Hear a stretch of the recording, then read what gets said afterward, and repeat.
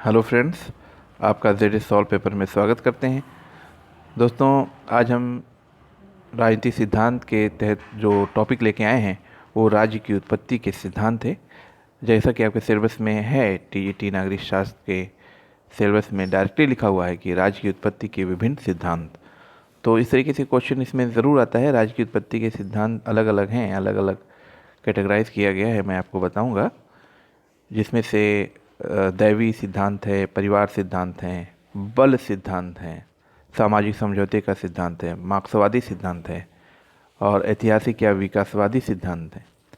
तो near about 7 सिद्धांत हैं, 7-8 सिद्धांत हैं। हम सभी इसका डिटेल से बताएंगे, चर्चा करेंगे। तो एग्ज़ाम व्यू से बताएंगे, जिससे क्वेश्चन बनते हैं या जो क्वेश्चन आ चुके हैं, है ना, तो वो सब टॉपिक यहाँ कवर करेंगे। तो लेकिन यहाँ जो पेपर मैं आपको बताने जा रहा हूँ वो हैंड रिटन नोट्स का है।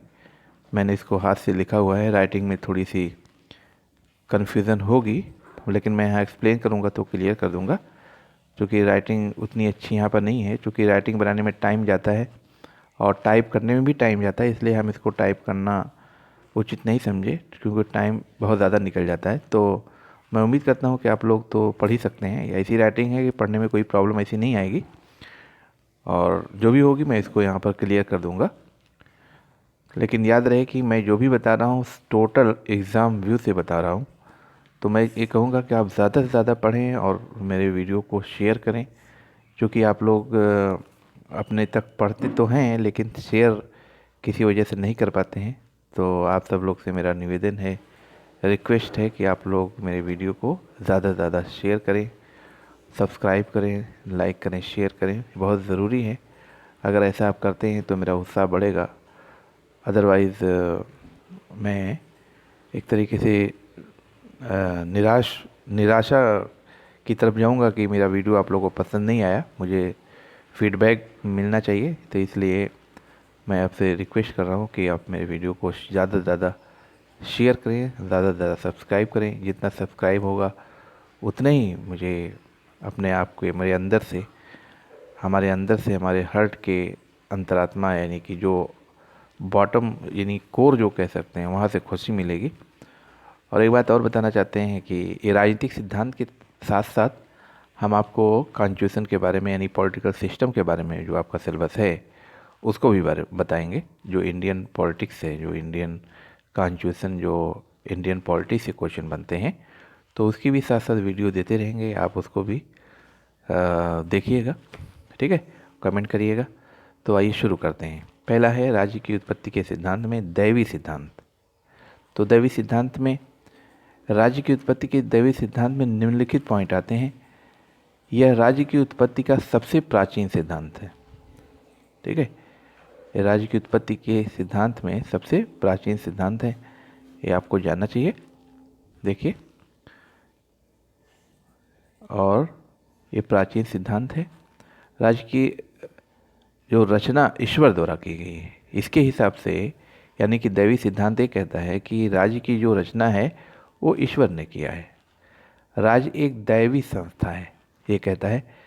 अच्छा, जो जो वर्ड है वो एग्ज़ाम डायरेक्टली ऐसे ही पूछा जा सकता है एग्ज़ाम में कि दैवी सिद्धांत में क्या मान्यता है। यानी राज्य एक दैवी संस्था है, राज्य की रचना ईश्वर द्वारा की गई और सबसे प्राचीन सिद्धांत है। इस सिद्धांत के प्रमुख प्रवर्तक, इसके जो प्रमुख प्रवर्तक प्राचीन यहूदी और पादरी रहे हैं। हिंदू प्राचीन ग्रंथ को इसके संकेत भी मिलते हैं, यानी हमारे जो हिंदू प्राचीन ग्रंथ हैं उसमें इसके संकेत मिलते हैं। नेक्स्ट देखते हैं, दैवी सिद्धांत आगे चलकर राजा के दैवी अधिकारों के सिद्धांत में परिणित हो जाता है। यानी कि अगर ये दैवी सिद्धांत हैं तो जो राजा है माना जाता है कि उसके पास दैविक अधिकार हैं, डिवाइन राइट्स हैं, है ना। राजा के दैविक अधिकारों के सिद्धांत में परिणित हो जाता है, और इसके हिसाब से राजा के अधिकार ईश्वरी हैं। यानी कि जो दैवी सिद्धांत है वो कहता है कि राजा के जो भी अधिकार हैं वो ईश्वर द्वारा प्रदत्त हैं, ईश्वर ने उनको दिया है, इसलिए सभी को उनकी बात माननी चाहिए। परिणामस्वरूप जनता को राजा के विरुद्ध कोई अधिकार प्राप्त नहीं है। जब ये माना गया कि राजा के जो भी अधिकार हैं वो सब ईश्वर ने दिया है, तो राजा के विरुद्ध कोई अधिकार किसी का नहीं होता, यानी नागरिक कुछ भी नहीं कर सकता, जो भी करेंगे वो राजा ही करेंगे। ठीक है, अब आगे देखते हैं। जेम्स प्रथम अपनी पुस्तक true law of the monarchy, ठीक है, ये बुक है उनकी, true law of the monarchy, में कहते हैं कि राजा तथा ईश्वर में इतनी अधिक समानता है कि यह कहना उचित है कि राजा ईश्वर है। यानी जेम्स प्रथम अपनी पुस्तक true law of the monarchy में कहते हैं कि राजा तथा ईश्वर में इतनी अधिक समानता है, इतनी बराबरी है कि यह कहना उचित है कि राजा ईश्वर है, यानी राजा ही ईश्वर है। और लुई 14वां के अनुसार मैं ही राज्य हूँ। और रॉबर्ट फिल्मर ने अपनी पुस्तक पैट्रियार्का में लिखा है, कहा है कि ईश्वर ने आदम को पहला मनुष्य ही नहीं बनाया, है ना। ईश्वर ने आदम को पहला मनुष्य ही नहीं बनाया, बल्कि धरती का पहला राजा बनाया, यानी राजा था वो, राजा उसी के उत्तराधिकारी हैं। ये चीज़ है। और प्लूटार्क कहते हैं कि एक नगर की स्थापना बिना भूमि के संभव है, परंतु ईश्वर में विश्वास के राज्य स्थापित नहीं हो सकता। तो ये प्लूटार्क ने कहा है। बूसेट कहते हैं कि राजा ईश्वर का प्रतिनिधि है ना। और फिर बूसेट आगे कहते हैं कि उन्हीं के अनुसार कि राजतंत्र सर्वोत्तम प्रकार का राजनीतिक संगठन है। बूसेट ने कहा कि राजतंत्र सर्वोत्तम प्रकार का राजनीतिक संगठन है और राजा का राज्य में वही अधिकार है जो परिवार में पिता का कुटुंब में है। ये सब स्टेटमेंट हैं, एग्ज़ाम में आते हैं, ज़रूर पढ़िए इसको। संतपाल कहते हैं कि सब शक्तियाँ ईश्वर की ही शक्तियाँ हैं, है ना। और बर्गेस कहते हैं राज्य के आधार पुजारी ही थे, है ना। इसकी समीक्षा करते हैं कि ये सिद्धांत क्या सच में राज्य की उत्पत्ति के सिद्धांत में मदद किया। तो आप देखिए, इसकी समीक्षा है कि दैवी उत्पत्ति का सिद्धांत काल्पनिक और अवैज्ञानिक है, पर तथ्यों पर आधारित नहीं है। यह सिद्धांत यथार्थ में धार्मिक है, न कि राजनीतिक। परंतु इस सिद्धांत का योगदान यह है कि प्राचीन काल में समाज संगठित नहीं था, इसने समाज को संगठित करने में महत्वपूर्ण भूमिका निभाई, है ना। अब दूसरा सिद्धांत देखते हैं, परिवार सिद्धांत। अब ये सिद्धांत मानता है कि राज्य की जो उत्पत्ति है वो परिवार से हुई, और परिवार में दो तरीके से सिद्धांत बताता है, मातृसत्तात्मक और पितृसत्तात्मक, यानी एक माता से और एक पिता से। तो देखते हैं अलग अलग इसके बारे में क्या बताया गया। यह समाजशास्त्री तथ्यों पर आधारित है। इसके अनुसार मानव जीवन का प्रथम सामूहिक रूप परिवार है और अंतिम रूप राज्य है ना। यानी कि शुरुआत में परिवार बना, फिर लास्ट में राज्य बना। अतः इस सिद्धांत के अनुसार राज्य अंततः परिवार का विस्तार है। इस सिद्धांत को दो भागों में विभाजित करते हैं, एक है मातृसत्तात्मक सिद्धांत और दूसरा है पितृसत्तात्मक सिद्धांत। तो मातृसत्तात्मक सिद्धांत में क्या है, इसके मुख्य समर्थक मार्क्स, मैक्लेलन और जेम्स हैं। इसके अनुसार परिवार में वृद्ध महिला सबसे महत्वपूर्ण स्थान होता है, यानी वही इम्पोर्टेंट होती हैं। परिवार के अन्य सदस्य उसकी आज्ञाओं का पालन करते हैं। यानी कि मातृसत्तात्मक में जो मदर होती है ना, यानी मैट्रियार्कल बोलते हैं इंग्लिश में, मैट्रियार्कल, और पितृसत्तात्मक को पैट्रियार्कल। तो इसमें जो माँ का जो पोस्ट होता है वो इम्पोर्टेंट होता है। और पितृसत्तात्मक में इसके जो समर्थक हैं वो सर हेनरी मैन और लियो डुगवी हैं। इस सिद्धांत के अनुसार जब संपत्ति बढ़ती गई और जनसंख्या बढ़ती गई, तब परिवार में महिला की जगह वृद्ध पुरुष का सबसे महत्वपूर्ण स्थान हो गया, है ना। और इसमें कुछ स्टेटमेंट है, जैसे सर हेनरी मैन कहते हैं कि राज्य परिवार का बृहद रूप है। ये कोटेशन एग्ज़ाम में आ चुका है, इसलिए पढ़ डालिएगा।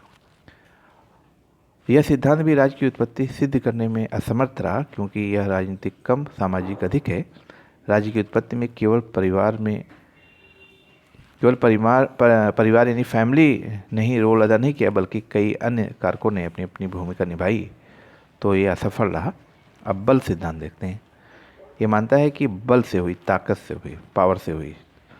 इसके अनुसार राज्य और राजा की उत्पत्ति बल प्रयोग से हुई। इसके अनुसार